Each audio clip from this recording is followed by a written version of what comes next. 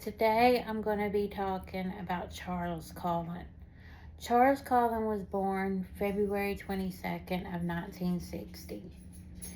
He was the youngest of 8 children, and his father passed away when he was just a baby. And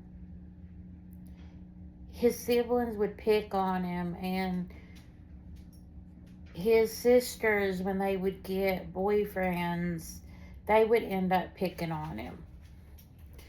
When he was 17, his mom passed away in a car accident, and he was home when the call came in. And he went to the hospital, and they had told him that she had passed away and that they sent her to get her cremated. And he was not happy about that, which no one would be. His sister was also in the accident, but she survived. When he was young, he would put lighter fluid in his girlfriend's boyfriend's drink to try to poison them. And he would do it again too as he got older to other people, but they would all survive that. He would try to take his life on a lot of occasions. And he would drop out of school and get his GED, and he went into the Navy. He was picked on a lot, though. They would bully him, and they would even haze him. And he got to the point where he didn't want to be there anymore. So he thought if he started drinking and could come off as crazy, that they would end up letting him go, which eventually they did. But he decided he wanted to be a nurse.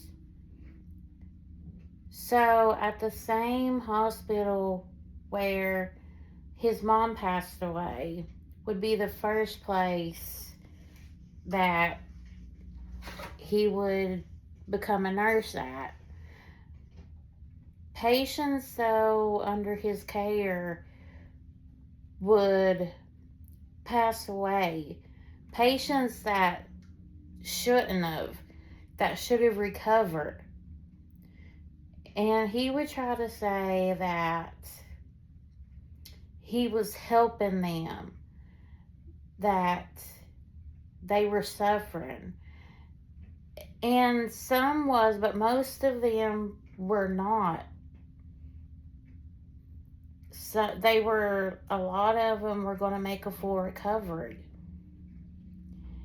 And so when the hospitals become suspicious of him, they would let him go, but they would never report him. So he would just go on to another hospital and do the same thing. And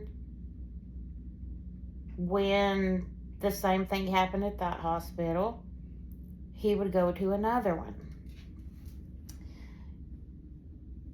And even when people knew what he was doing,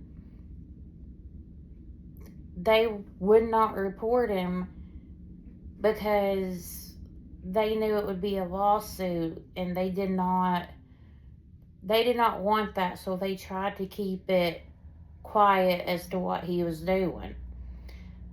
So he would just end up doing the same thing again and seeing how far he could get away with it. And for a while, he did get away with what he was doing, overdosing his patients. And when he ended up taking the life of a priest, that's when people really at the hospital started to look at him. And the police really started to look at him and notice that something just wasn't right. So one of the nurses were like really close to him. She would say that she thought he was a nice guy and really caring. And when they come to her with the evidence and stuff that they had, she was really shocked. But they wanted her help.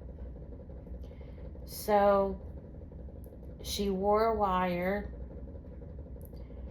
and he knew that, well, he had suspicions as to what she was trying to do. He still, though, told her stuff, and he would end up getting arrested. He would end up confessing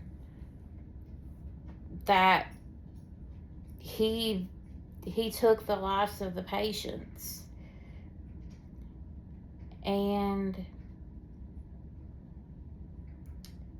he would say that he did it because he didn't like seeing them suffer.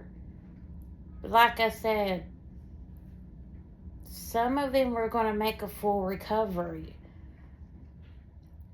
So when he went to trial, he was found guilty, and still today he's in prison. And it's sad because of all the families that lost a loved one because of what he did. But that is the story of Charles Cullen.